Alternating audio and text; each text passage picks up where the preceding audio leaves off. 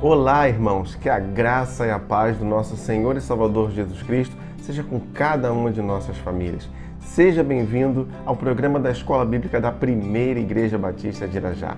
Aqui nós estudamos juntos a boa palavra de Deus. Quero te fazer um convite a você inscrever-se em nosso canal, ativar o sininho de notificações e a compartilhar os nossos vídeos. Você também pode nos seguir nas nossas redes sociais, EBD Igreja de Irajá e Missões Igreja de Irajá. Nós já vamos para a lição de hoje, mas antes vamos ao momento missionário.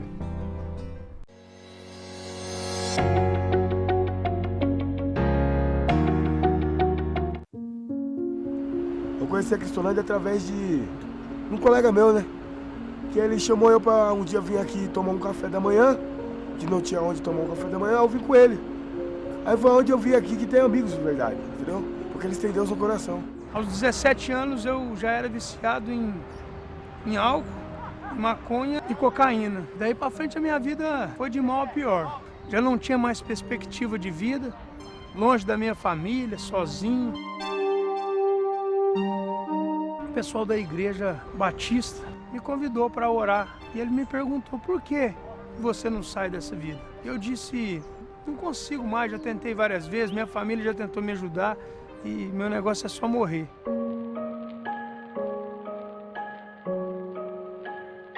Morador de rua há 10 anos, aqui nas imediações dos Campos Elíseos, Cracolândia, região de São Paulo. Eu vim em busca de ajuda, porque lá no meio do fluxo entre 2.000 ou mais pessoas, a propaganda foi de boca em boca. Onde será que eu arrumo ajuda? Roupa, comida, banho, psicóloga, alguém que possa escutar na hora do aperto. Uma pessoa que já tinha passado pela Cristolândia, já tinha sido liberta, ele começou a gritar o meu nome e falar: Jesus vai transformar a sua vida hoje. Eu consegui uma vaga para você na Cristolândia. Eu comecei a entender, aprender a caminhar com Cristo. Hoje, pela misericórdia de Deus, eu sou uma pessoa liberta. Meus pais me recebem lá em casa de braços abertos. Voltei a estudar, fiz um curso radical. E hoje, pela misericórdia de Deus, eu posso andar aí na Cracolândia e poder ajudar outras vidas que ainda não entenderam que só o Senhor é o caminho, a verdade e a vida.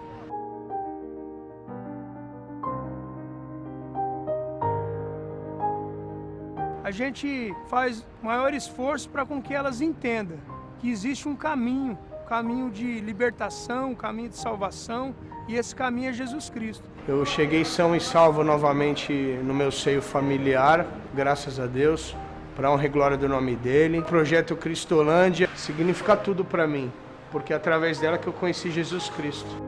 Nas Cracolândias de todo o Brasil, ainda existem milhares de homens e mulheres que clamam por libertação. E Luiz é um dos que deseja ter a vida transformada. Meu sonho, primeiramente, é me recuperar e exercer minha profissão, né? Eu sou consultor civil, tem que ter uma vida normal, entendeu? Que nem todos têm.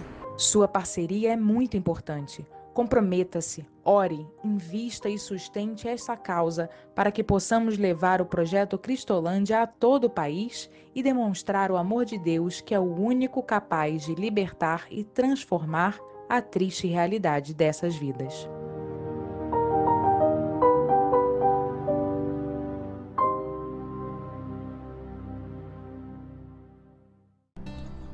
E nós seguimos estudando o tema Apocalipse, Revelação de Jesus Cristo.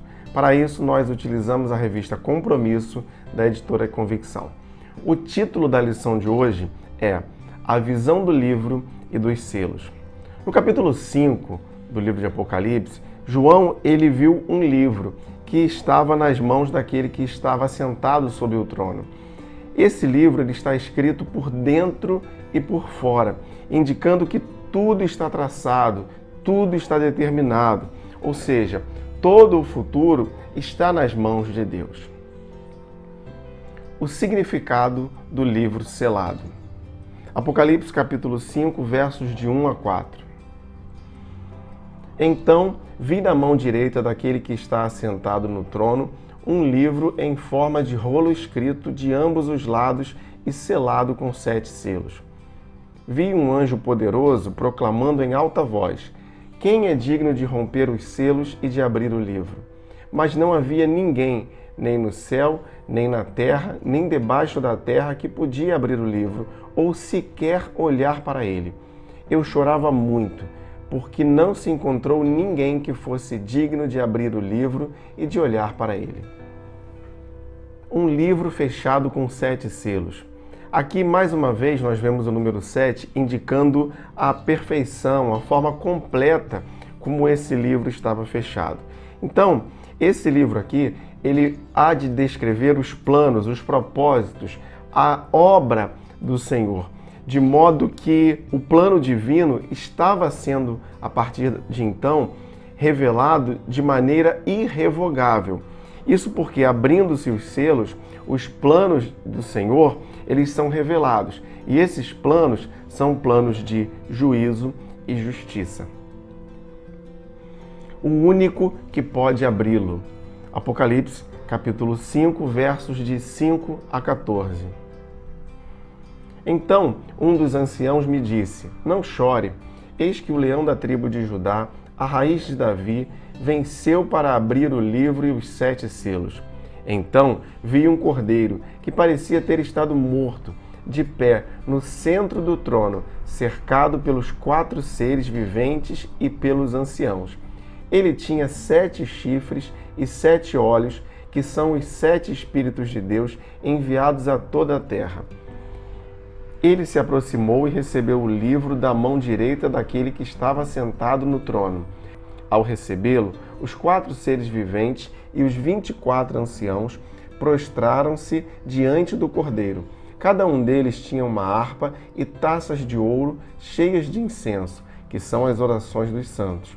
Eles cantavam um cântico novo: Tu és digno de receber o livro e de abrir os selos, pois foste morto e com teu sangue compraste para Deus homens de toda a tribo, língua, povo e nação.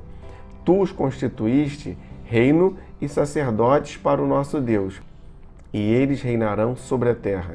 Então olhei e ouvi a voz de muitos anjos, milhares de milhares e milhões de milhões. Eles rodeavam o trono, bem como os seres viventes e os anciãos, e cantavam em alta voz: digno é o Cordeiro que foi morto de receber poder, riqueza, sabedoria, força, honra, glória e louvor. Depois ouvi todas as criaturas existentes no céu, na terra, debaixo da terra e no mar, e tudo que neles há, que diziam: aquele que está assentado no trono e ao Cordeiro sejam o louvor, a honra, a glória e o poder para todo sempre. Os 4 seres viventes disseram: Amém. E os anciãos prostraram-se e o adoraram. João aqui percebe a impotência dos seres humanos e chora porque não havia quem fosse capaz de abrir o livro. E é interessante nós percebemos que um dos anciãos vai até João e o consola, dizendo que haveria um que seria capaz de abrir o livro, o leão de Judá, a raiz de Davi. Hebreus capítulo 7, verso 14 diz: pois é evidente que o nosso Senhor descende de Judá, tribo da qual Moisés nada fala quanto ao sacerdócio. E ainda em Gênesis capítulo 49, versos de 8 a 10, diz assim o texto: Judá, seus irmãos o louvarão, sua mão estará sobre o pescoço dos seus inimigos, os filhos de seu pai se curvarão diante de você. Judá é um leão novo, você vem subindo, filho meu, depois de matar a presa. Como o leão, ele se assenta e deita-se como uma leoa. Quem tem coragem de acordá-lo? O cetro não se apartará de Judá, nem o bastão de comando de seus descendentes, até que venha aquele a quem ele pertence, e a ele as nações obedecerão. Interessante percebermos que mesmo aqui em Gênesis, quando Jacó está abençoando seus filhos, ao referir-se a Judá, ele diz que o cetro não se apartará de Judá. Então, aqui já há uma referência àquela tribo de onde viria o rei, de onde viria aquele que seria o cordeiro que está sendo referido aqui em Apocalipse, o leão de Judá, como nós vimos. Ainda em Isaías capítulo 11, versos de 1 a 5, diz assim: um ramo surgirá do tronco de Jessé, e das suas raízes brotará um renovo. O Espírito do Senhor repousará sobre ele, o Espírito que dá sabedoria e entendimento, o Espírito que traz conselho e poder, o Espírito que dá conhecimento e temor do Senhor.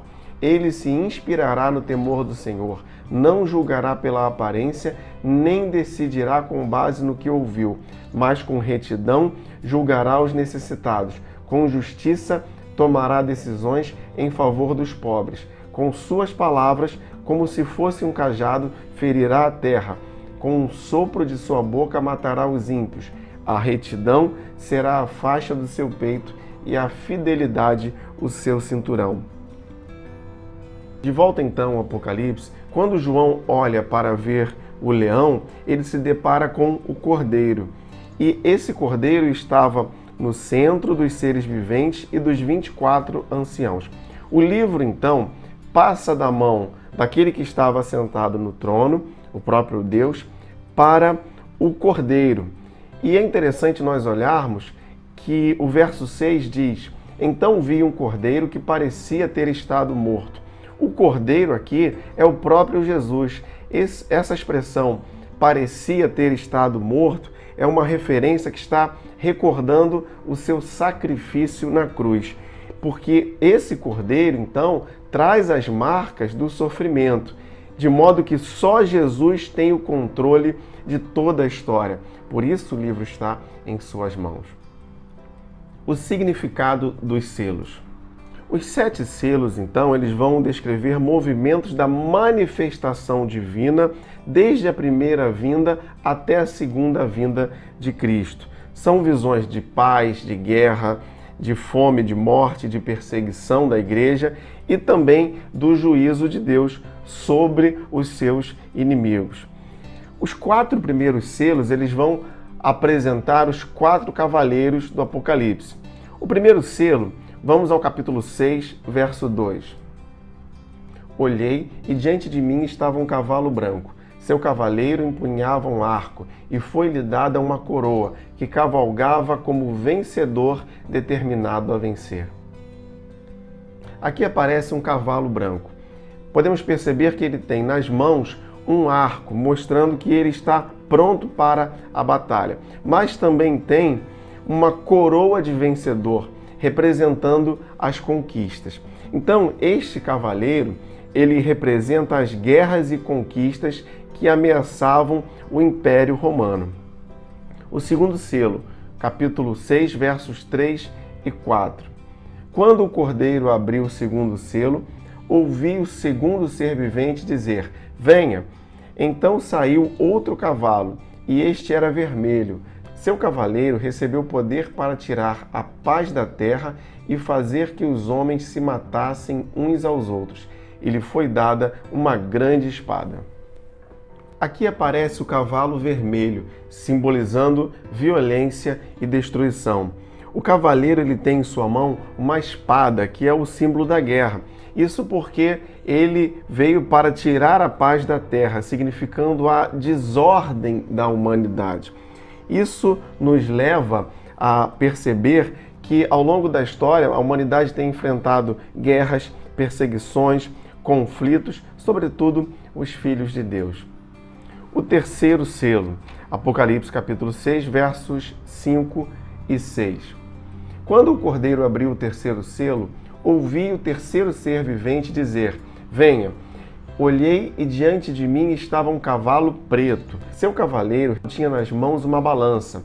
Então ouvi o que parecia uma voz entre os 4 seres viventes dizendo: 1 quilo de trigo por 1 denário e 3 quilos de cevada por 1 denário, e não danifique o azeite e o vinho. Aqui aparece o cavalo preto, montado por um cavaleiro que tem uma balança em suas mãos. E aqui isso está nos falando sobre a escassez e a fome. O texto nos mostra que o trigo e a cevada estavam sendo vendidos a um preço muito elevado, daí a fome. Então, podemos perceber que a fome é uma das consequências da guerra, que já fora apontada com a abertura do selo anterior. O quarto selo, Apocalipse capítulo 6, versos 7 e 8.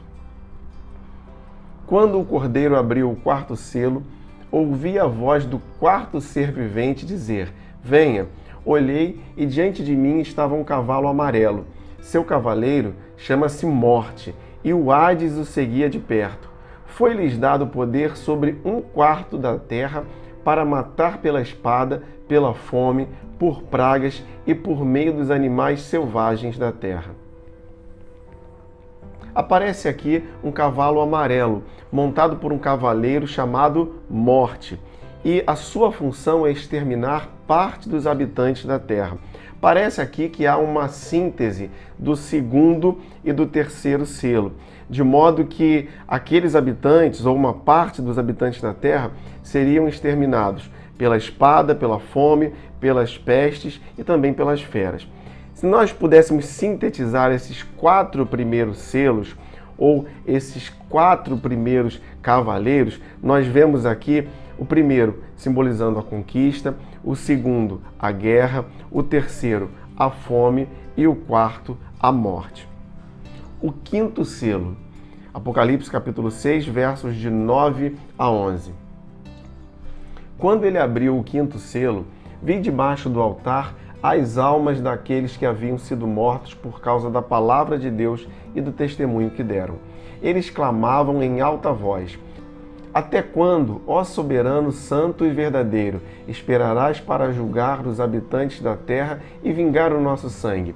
Então, cada um deles recebeu uma veste branca e foi-lhes dito que esperassem um pouco mais, até que se completasse o número dos seus conservos e irmãos que deveriam ser mortos como eles.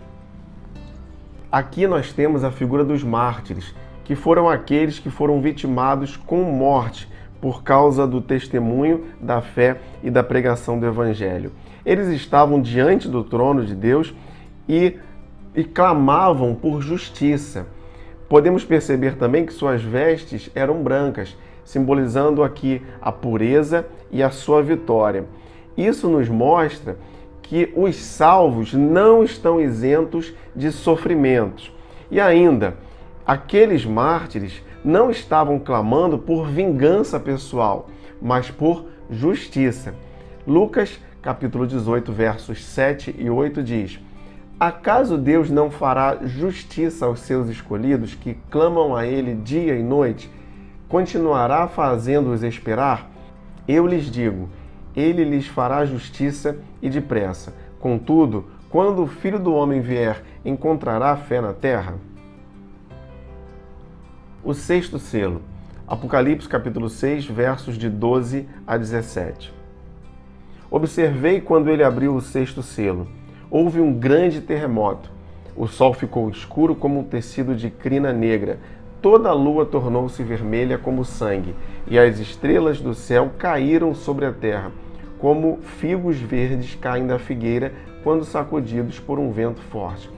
O céu foi se recolhendo como se enrola um pergaminho, e todas as montanhas e ilhas foram removidas de seus lugares. Então, os reis da terra, os príncipes, os generais, os ricos, os poderosos, todos os homens, quer escravos, quer livres, esconderam-se em cavernas e entre as rochas das montanhas. Eles gritavam às montanhas e às rochas: caiam sobre nós e escondam-nos da face daquele que está assentado no trono e da ira do Cordeiro. Pois chegou o grande dia da ira deles, e quem poderá suportar? Vemos aqui o retrato do fim do mundo. O sexto selo, ele introduz a visão do juízo divino. O universo ele está sendo sacudido, de modo que os homens estão completamente aterrorizados. As catástrofes aqui relatadas, elas mostram que todo o universo está sendo abalado. Então, aqui vemos um quadro simbólico do terror no dia do juízo. E antes da abertura do 7º selo, o texto de Apocalipse, ele entra em uma espécie de interlúdio textual. Nós terminamos o capítulo 6 e o capítulo 7 vai fazer esse interlúdio e depois só no capítulo 8 que o 7º selo será aberto. Então, aqui no capítulo 7, nos versos de 1 a 4, nós vemos o seguinte: Depois disso, vi 4 anjos de pé nos 4 cantos da terra, retendo os 4 ventos para impedir que qualquer vento soprasse na terra, no mar ou em qualquer árvore. Então, vi outro anjo subindo do oriente, tendo o selo do Deus vivo. Ele bradou em alta voz aos 4 anjos a quem havia sido dado poder para danificar a terra e o mar. Não danifiquem nem a terra, nem o mar, nem as árvores, até que selemos as testas dos servos do nosso Deus. Então ouvi o número dos que foram selados, 144.000 de todas as tribos de Israel. E o texto segue aqui até o verso 8, mostrando que os 144.000 refere-se a 12.000 de cada uma das 12 tribos de Israel. Nós vemos que essa visão dos 144.000, aqueles que receberam o selo do Deus vivo, refere-se a todos os salvos, sem distinção de raças e nações. Nós podemos ver, então, que Deus está livrando o seu povo na tribulação e não da tribulação. O Evangelho de Mateus, capítulo 24, versos de 29 a 31, diz assim: Imediatamente após a tribulação daqueles dias, o sol escurecerá e a lua não dará a sua luz. As estrelas cairão do céu e os poderes celestes serão abalados. Então aparecerá no céu o sinal do Filho do Homem, e todas as nações da terra se lamentarão e verão o Filho do Homem vindo nas nuvens do céu com poder e grande glória. E ele enviará os seus anjos com grande som de trombeta, e estes reunirão os seus eleitos dos 4 ventos, de uma a outra extremidade dos céus. E ainda, 2 Tessalonicenses, capítulo 1, versos de 6 a 10, diz: É justo da parte de Deus retribuir com tribulação aos que lhe causam tribulação e dar alívio a vocês que estão sendo atribulados e a nós também. Isso acontecerá quando o Senhor Jesus for revelado lá do céu, com os seus anjos poderosos, em meio a chamas flamejantes. Ele punirá os que não conhecem a Deus e os que não obedecem ao Evangelho do nosso Senhor Jesus. Eles sofrerão a pena de destruição eterna, a separação da presença do Senhor e da majestade do seu poder. Isso acontecerá no dia em que ele vier para ser glorificado em seus santos e admirado em todos os que creram, inclusive vocês que creram em nosso testemunho. Esses textos nos mostram que a igreja não será arrebatada secretamente antes da grande tribulação. A visão dos salvos. Apocalipse capítulo 7, versos de 9 a 17. Depois disso, olhei e diante de mim estava uma grande multidão que ninguém podia contar, de todas as nações, tribos, povos e línguas, de pé, diante do trono e do Cordeiro, com vestes brancas e segurando palmas, e clamavam em alta voz: A salvação pertence ao nosso Deus que se assenta no trono e ao Cordeiro. Todos os anjos estavam de pé ao redor do trono, dos anciãos e dos 4 seres viventes. Eles se prostravam com o rosto em terra diante do trono e adoravam a Deus, dizendo: Amém, louvor e glória, sabedoria, ação de graças, honra, poder e força sejam ao nosso Deus para todo sempre. Amém. Então um dos anciãos me perguntou: Quem são estes que estão vestidos de branco? E de onde vieram? Respondi: Senhor, tu o sabes. E ele disse: Estes são os que vieram da grande tribulação e lavaram as suas vestes e as branquearam no sangue do Cordeiro. Por isso, eles estão diante do trono de Deus e o servem dia e noite em seu santuário. E aquele que está assentado no trono estenderá sobre eles o seu tabernáculo. Nunca mais terão fome, nunca mais terão sede. Não cairá sobre eles sol e nenhum calor abrasador, pois o Cordeiro que está no centro do trono será o seu pastor. Ele os guiará às fontes de água viva, e Deus enxugará dos seus olhos toda a lágrima. O Novo Testamento apresenta a igreja como o verdadeiro Israel de Deus. Vemos aqui as vestes brancas, simbolizando a pureza, e as palmas nas mãos, representando a vitória dos salvos. Lemos aqui no verso 17 que o Cordeiro que está no centro do trono será o seu pastor. Ele os guiará às fontes de água viva. O Cordeiro pagou o preço de redenção.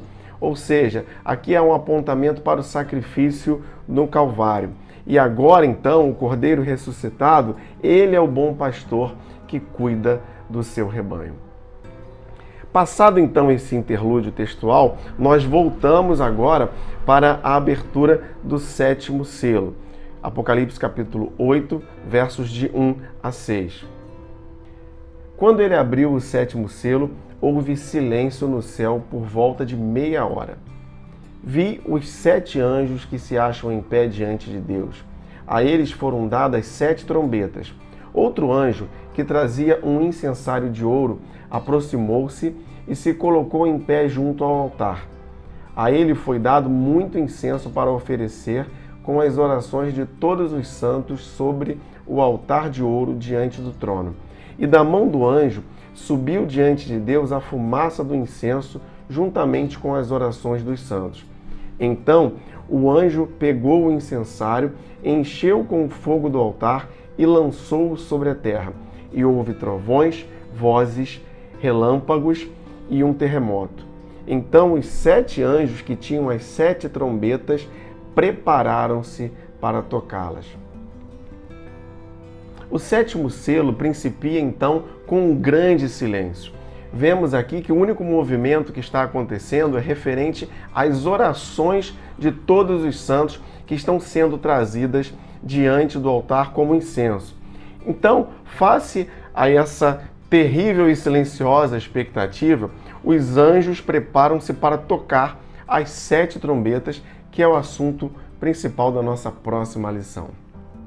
E concluindo a lição de hoje, nós vemos que todos os crentes em Cristo têm o selo do Deus vivo, que é o Espírito Santo. Então nós somos propriedades de Deus e temos a segurança de subsistir no dia do juízo. Juízo que é provocado pela oração dos santos que estão subindo aos céus. E esse juízo se aproxima. Portanto, nós, enquanto Igreja de Cristo, temos que assumir um compromisso com Cristo, aquele que tem o controle de toda a história em suas mãos. Vamos orar, vamos falar com Deus. Senhor, te damos graças pela tua palavra e porque sabemos que toda a história está em suas mãos. Pedimos que a tua vontade seja feita sobre nós e, como igreja, clamamos que no tempo certo nós possamos estar contigo em glória. Assim nós oramos em nome de Jesus. Amém. E se você gostaria de enviar a sua mensagem ou seu comentário sobre a lição de hoje, você pode fazer isso através do nosso e-mail ou das nossas redes sociais. Não se esqueça de inscrever-se em nosso canal, ativar o sininho de notificações e compartilhar os nossos vídeos. Você também pode nos seguir nas nossas redes sociais, EBD Igreja de Irajá e Missões Igreja de Irajá. Muito obrigado por você estar conosco aqui no programa da Escola Bíblica da Primeira Igreja Batista de Irajá. E não se esqueça, leia, estude, entenda a Bíblia.